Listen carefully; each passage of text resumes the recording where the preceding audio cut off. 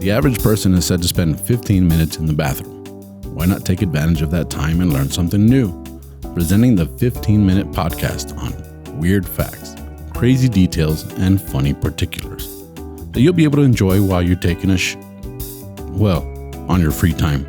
Welcome to The Shit with Sam Butler.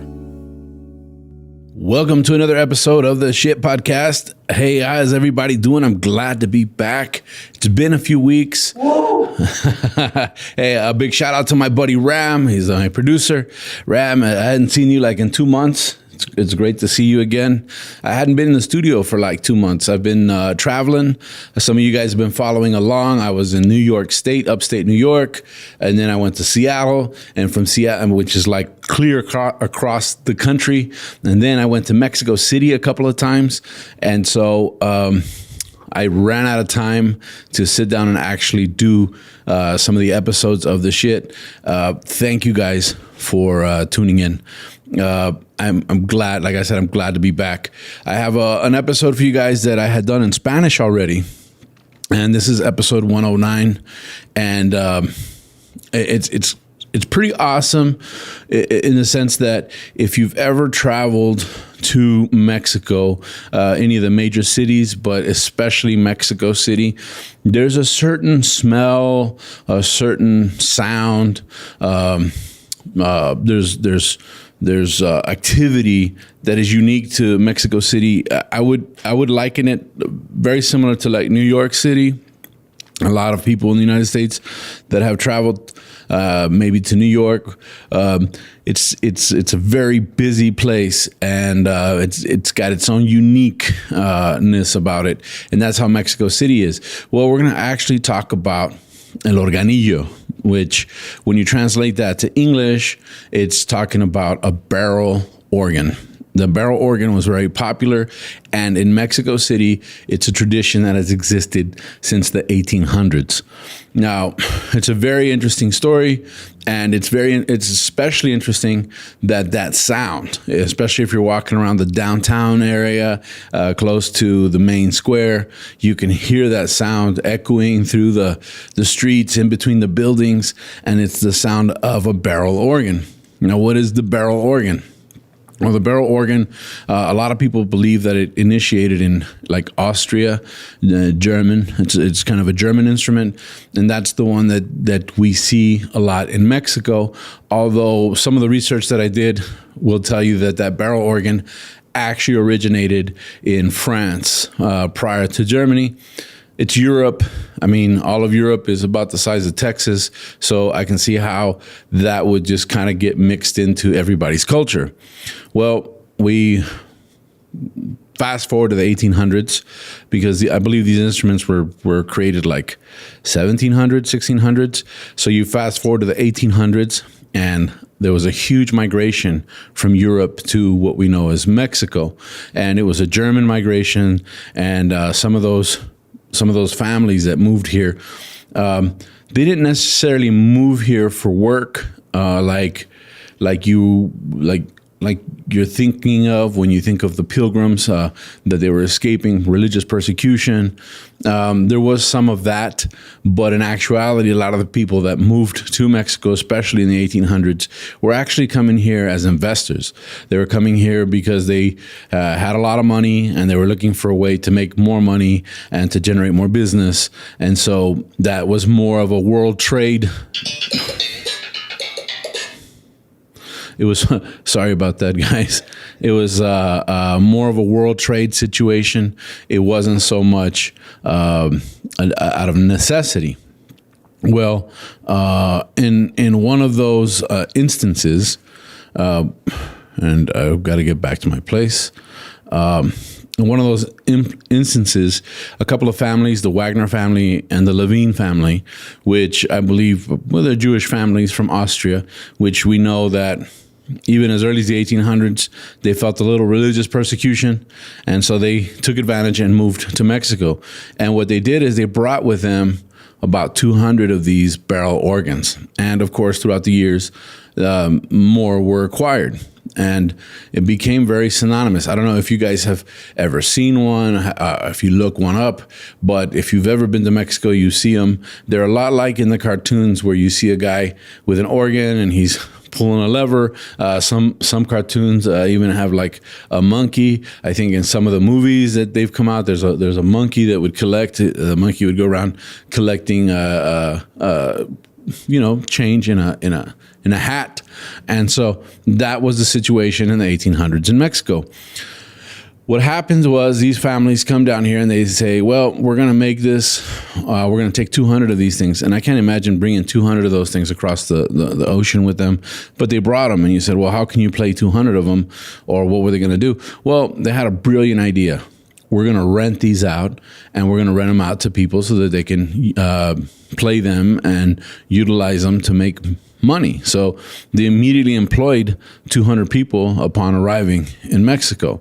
Now, who typically would listen to the barrel organ was people with small theaters. If you remember, it wasn't until I think 1920 or late 1910s to early 1920s when sound was incorporated in movies. So a lot of the barrel organs were used as the music for silent films. And so people would come watch a silent film. They'd play a barrel organ. It had a lot of tunes. I believe they had something like had the number something like 50 songs that were pre-recorded. And the way it works is they have a cylinder. And there's been a lot of toys that have been made subsequently with a similar design. And it has a barrel. The barrel has a lot of little spikes. And there's some teeth, and those teeth will hit those spikes at different rates, and that creates the melody. And so if you can imagine the late 1800s, early 1900s, you go watch a film, and there's a guy in the corner just turning this barrel and creating this music. It was so popular that people started to rent them for special occasions. You could have them for your wedding. You could go hire a guy to come in with a barrel organ and play. And of course, this wasn't the same as a pipe organ, although it had very similar sounds and characteristics. It was a very easy way to create music. A lot of people were actually hiring these guys to serenade their girl, for example. And so they'd hire a guy, he'd go and he'd play a melody outside the girl's window. She'd open the window, she'd be enamored by this gesture, and the guy might sing along with it. And of course, this was something great.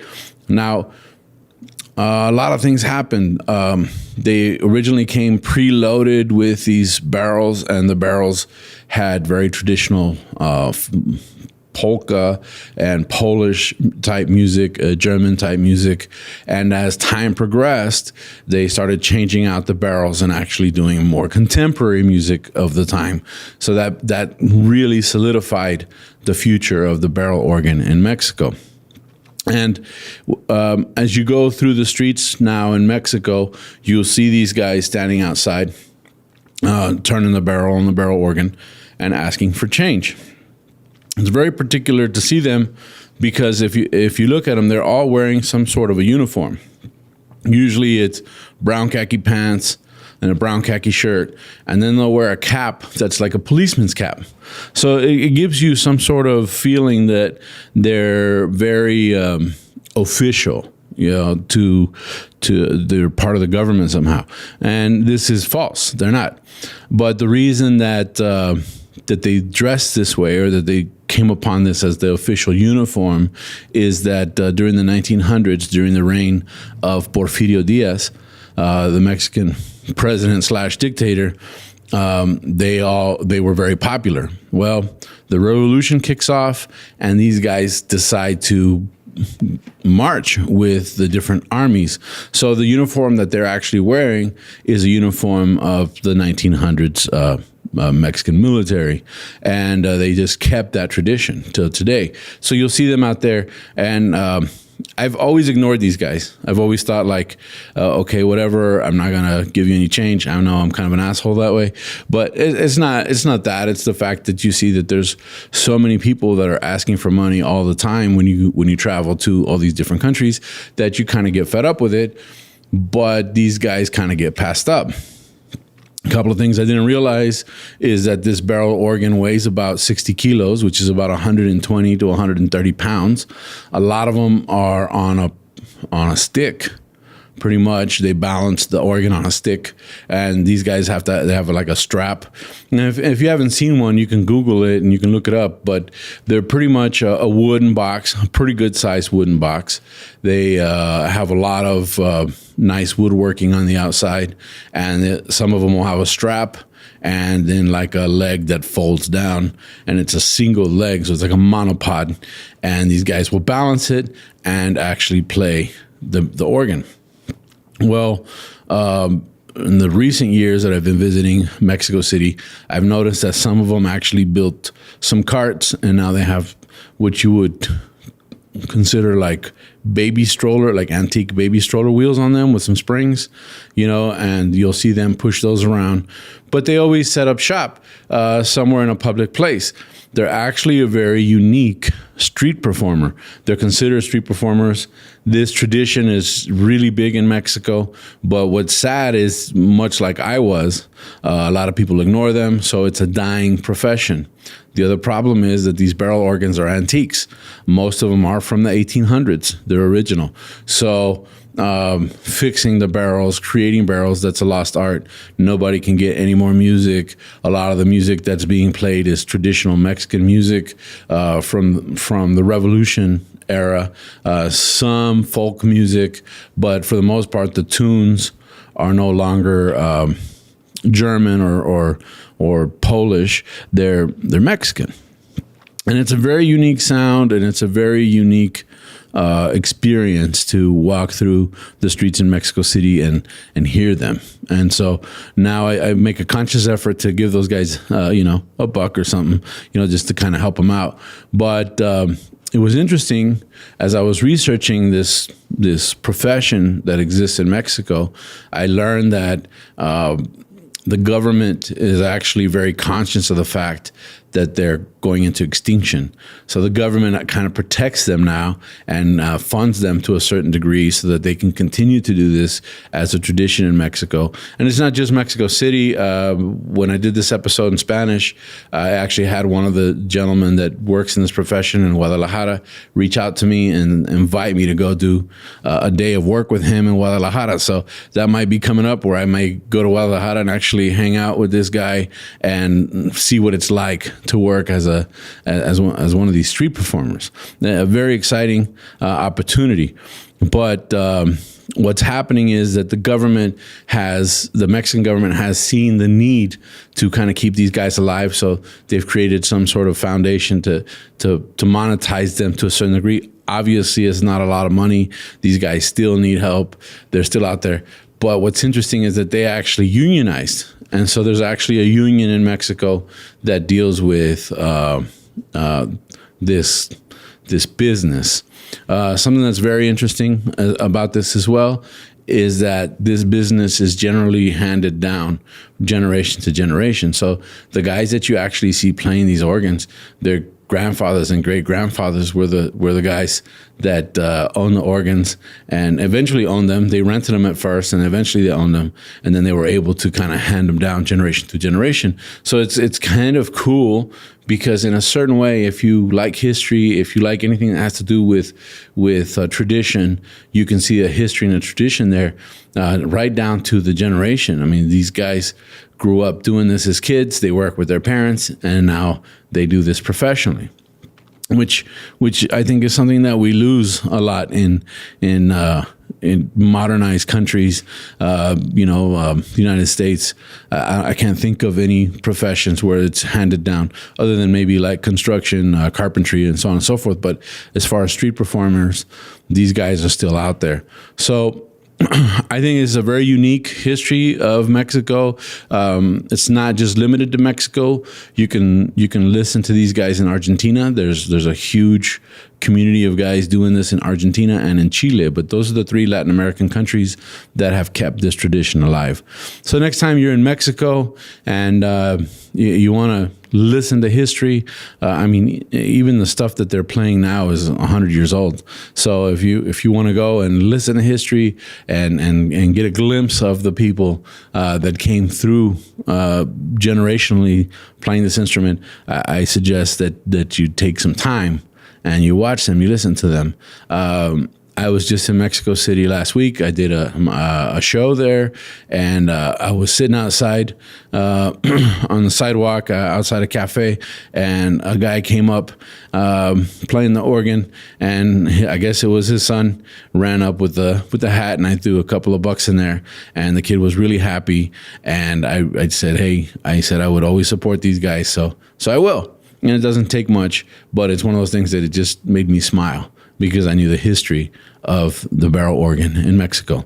And with that, we're done with this episode of the Shit Podcast. I'm sorry I was gone for so long, but we'll get caught up. Thank you guys for tuning in. We'll catch you on the next one. Make sure you like, subscribe, hit the notifications bell. Everyone counts. It helps me with my channel. Thank you guys, and that's it for this episode of the Shit Podcast.